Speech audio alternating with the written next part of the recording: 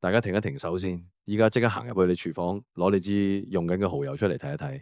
如果你發現樽身上面嘅成分表唔到蠔汁呢兩個字，或者呢兩個字唔係排喺第一位，我真係要好嚴肅咁同你講，呢支嘢你千祈咪再買，亦都唔好再食。點解？因為你可能由頭到尾都唔係食緊蠔油，而係食緊一支由化學劑、增稠劑、焦糖色素加埋味精溝出嚟嘅化學調味劑。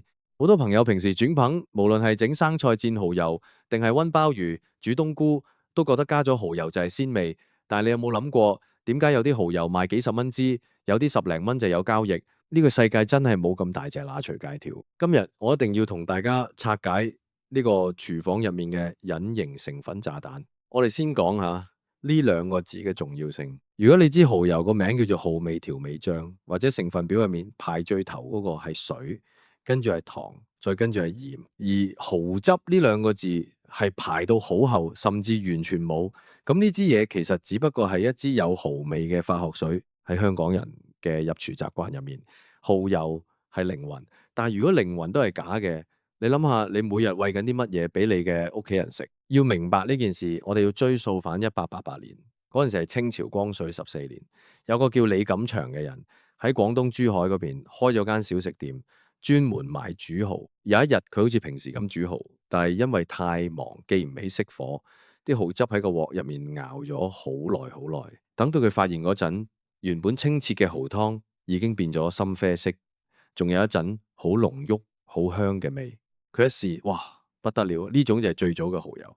所以真正嘅蠔油應該係用大量新鮮嘅蠔肉，經過長時間嘅慢火熬製，將啲精華濃縮而成嘅。但係今時今日，要維持呢種1888年嘅古法製作，成本真係好高。你想下，要煮出幾百毫升嘅純蠔汁，要用幾多斤蠔？所以好多黑心商家或者係為咗減輕成本嘅大廠，就會用科技與狠活。佢哋會用大量嘅改性澱粉，即係我哋平時講嘅生粉、勾芡嗰啲嘢，將啲水變到好濃稠，再加啲焦糖色素落去，令到支嘢睇落去深啡色，好似好足料咁。最重要係加埋味精，即係谷氨酸鈉，同埋一啲叫澄味核苷酸二鈉嘅化學嘢，去模擬嗰種鮮味。如果你買咗呢啲化學蠔油返屋企，你其實係買咗一樽致癌風險。點解我會咁講？大家要留意樽身成分表入面嘅焦糖色素。焦糖色素有分好幾類，其中第三類同第四類喺生產過程入面會產生一種叫4-甲基咪唑嘅化學物質。呢種物質喺一啲動物實驗入面已經被證實係會致癌嘅。雖然話政府有監管含量，但係如果你日日食、餐餐食，啲毒素喺身體入面積聚，你話驚唔驚？再講下啲防腐劑，好多平價蠔油為咗可以喺室溫放好耐都唔發霉，會加好多山梨、酸甲或者苯甲酸鈉。雖然呢啲係合法添加劑，但係對於啲細路仔或者老人家或者腸胃敏感嘅人嚟講，食得太多絕對唔係好事。我哋平時揀蠔油一定要學識睇標籤，你要曉嗰支嘢第一位寫住係蠔汁嘅，呢個係法律規定，成分表係按含量由多到少排嘅。如果蠔汁排第一，證明佢真係用蠔去熬出嚟。如果你見到個標籤寫住水、糖、鹽、改性澱粉、蠔味香精，咁你就真係要放低佢。買呢啲嘢返屋企，等於買咗支化學劑，仲要以為自己煮緊健康餐，真係好諷刺。講到呢度，可能好多師奶朋友會問：咁我買咗支好嘅蠔油返嚟，係咪就安枕無憂呢？絕對唔係。蠔油嘅保存方法分分鐘重要過你點樣揀。你有冇試過支蠔油擺喺灶頭隔離，用咗2-3個月之後，個樽口位有一層白膜，或者有一陣怪味，好多人以為抹咗佢就冇事，繼續用。我想話俾你聽，千祈唔好咁慳。蠔油同豉油唔同，豉油嘅鹽分好高，係高滲透壓，細菌好難生長。但係蠔油入面含有好多蛋白質同埋糖分，簡直就係細菌同霉菌嘅5星級酒店。如果你將佢擺喺高溫嘅廚房灶頭隔離，嗰度成日開火煮飯，溫度分分鐘去到30幾40度，啲霉菌生得快到你唔信。最可怕嘅係有一種叫黃曲霉毒素嘅嘢，最中意喺呢啲高蛋白質嘅調味品入面滋生。黃曲霉毒素係一類致癌物，毒性係砒霜嘅68倍。佢會直接破壞肝臟組織，嚴重嘅會引致肝癌。所以蠔油一開咗蓋，一定要放入雪櫃。呢一點係好多香港家庭都會忽略嘅。你要記住，雪櫃係用嚟保鮮，唔係用嚟儲存過期食品。但係對於蠔油嚟講，雪櫃係佢唯一嘅歸宿。我以前識得一個廿幾歲嘅後生仔，佢好中意煮嘢食，但係佢習慣咗將所有調味料都擺喺灶頭。結果有一次，佢因為長期食用咗一支變質咗、發咗霉，但佢睇唔到嘅蠔油，導致嚴重嘅急性腸胃炎，入院住咗成個禮拜。醫生話，如果佢再食耐啲，肝功能都可能受損。呢個教訓真係好大，所以大家一定要注意，開蓋即入雪櫃，唔好貪方便。再同大家講下點樣分真假或者好壞。除咗睇標籤，仲可以睇佢嘅質地。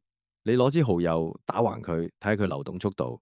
好嘅蠔油色澤應該係紅褐色或者啡褐色，帶有光澤，而唔係死黑色。死黑色通常係加咗太多焦糖色素，浸味亦都好重要。你聞下真正嘅蠔油，有一陣好鮮嘅海鮮味，鹹入面帶甜。如果陣味好假，好似啲藥水味或者係死鹹死鹹咁，咁多數都係化學嘢。仲有你可以試下加少少水入去稀釋佢。好嘅蠔油稀釋咗之後，依然可以見到佢質地好均勻，而唔係出現一啲奇怪嘅沉澱物。好多人組好中意一開始就落蠔油，其實呢個做法都係錯嘅。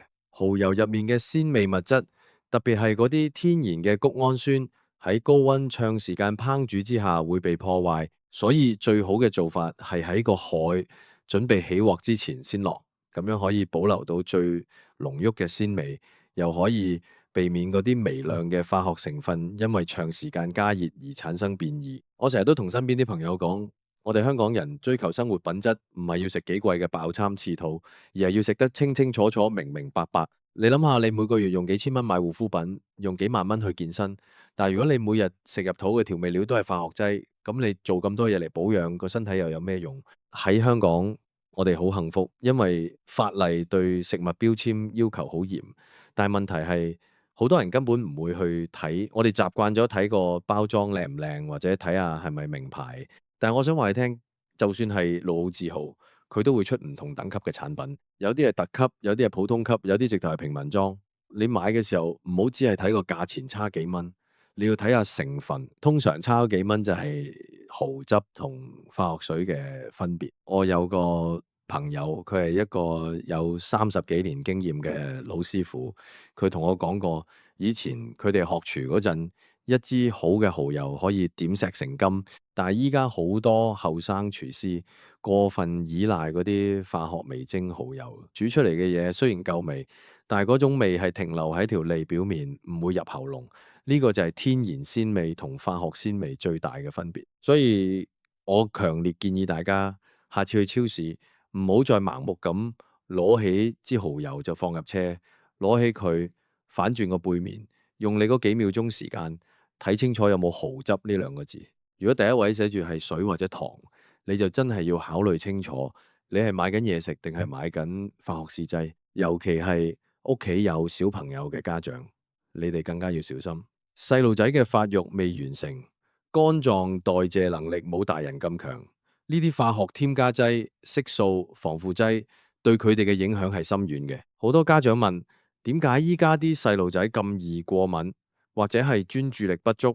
其實同飲食入面過多嘅化學添加劑不無關係。大家一定要記住，我哋係食嘢，唔係食化學實驗室嘅產物。蠔油雖然係一件好少嘅嘢，但係魔鬼喺細節度。如果你連呢啲每日都要食嘅嘢都唔把關，咁食物安全就真係無從談起。我知有啲人會話，唉，依家樣樣嘢都有毒啦，避得咁多咩？呢種心態真係要不得。我哋唔可以控制全世界嘅污染，但我哋可以控制自己買邊支蠔油返屋企。呢個係你作為消費者、作為屋企主人嘅權利同責任。除咗蠔汁之外，大家仲要留意一個成分，叫做水解植物蛋白。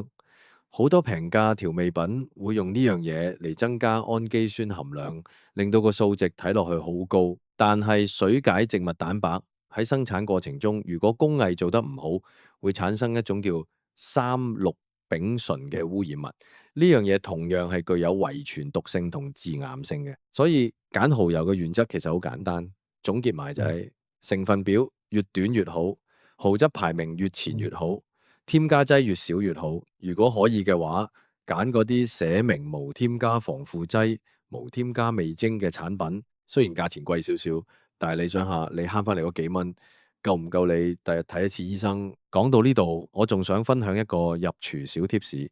如果你真係想食得健康，又想有蠔油嗰種鮮味，其實你可以自己試下喺屋企整低配版嘅天然調味。例如你炆嘢嗰陣落少少乾瑤柱或者蝦米，呢啲天然嘅海產本身就含有豐富嘅琥珀酸同氨基酸，煮出嚟嘅鮮味係好有層次感嘅，完全唔需要依賴嗰支化學蠔油。當然我唔係叫大家完全唔用蠔油，我自己都好中意用，但我會好揀剔，我寧願去啲傳統嘅老店買嗰啲仲係用古法熬製，甚至冇乜包裝，要自己帶樽去裝嘅蠔油。嗰種蠔油你一開蓋，陣味係會令你感動嘅，因為嗰種係大海嘅味道，而唔係工廠嘅味道。喺香港，我哋經歷過咁多食物安全風波，由蘇丹紅、地溝油到三聚氰胺，我哋應該更加精明。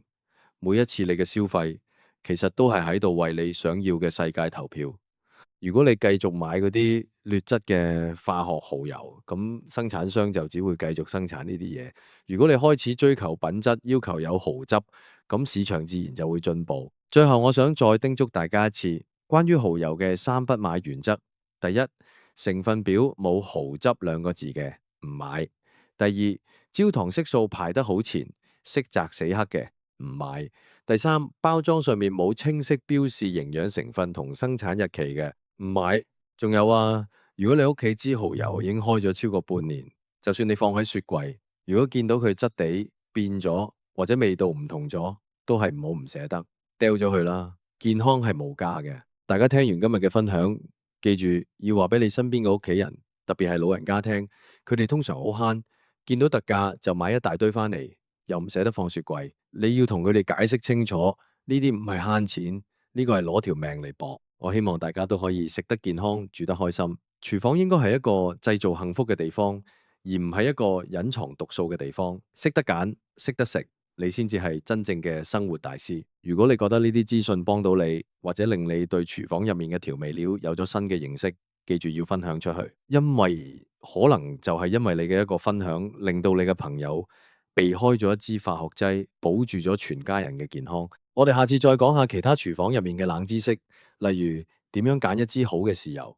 係咪越貴就越好，定係又有啲咩兩個字係我哋要留意嘅？大家記住留意住我嘅分享，我會繼續為大家拆解呢啲生活入面嘅細節。今日講到呢度先，我要去檢查下我屋企嗰支蠔油啦，你都快啲去睇下啦。記住係蠔汁呢兩個字啊！冇嘅話，真係要考慮下係咪要換咗佢。大家保重身體，食得招積，住得舒適，最緊要係食得健康。拜拜！大家喺超市揀嗰陣，可以留意下有一啲標榜原汁原味嘅品牌，雖然包裝可能冇咁花哨，但係佢哋嘅成分表往往驚喜得多。仲有，唔好以為進口貨就一定好，其實我哋廣東一帶，特別係中山、珠海生產嘅蠔油，先至係最正宗嘅。只要睇清楚標籤，本地薑都可以好辣好正。另外講多少少關於鈉含量嘅問題，蠔油除咗化學添加劑，另一個健康陷阱係鹽。好多蠔油為咗提鮮同保鮮，鈉含量高得驚人。如果你有高血壓或者腎臟問題，買嗰陣除咗睇蠔汁，仲要對比下營養標籤上面嘅鈉含量，揀個相對低鈉嘅版本，對心血管都好啲。最後一個入廚小秘訣，落蠔油之前可以先用少少溫水化開佢，咁樣落鑊嗰陣可以深擁混鹹氹一。呢啲細微嘅動作，其實就係大廚同普通人嘅分別。好啦，真係講完啦，大家記得行動啊！健康唔可以等，即刻去廚房睇睇啦。